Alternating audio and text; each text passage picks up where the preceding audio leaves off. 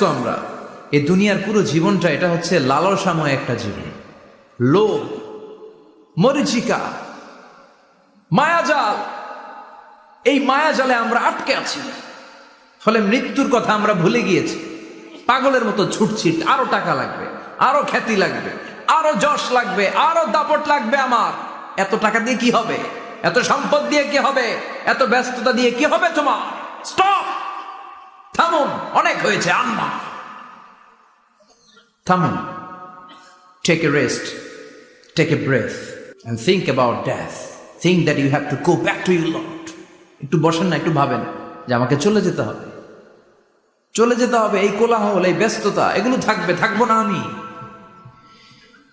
সাইয়েদনা ওমর ফারুক বলেছেন, মুতু ক্বাবলা আন তামুতু, মরার আগে একবার মরো। হাসিবু ক্বাবলা আন তুহাসাবু আলাইকুম, তোমার হিসাব নেওয়ার আগে তুমি একবার নিজের হিসাবটা করো না।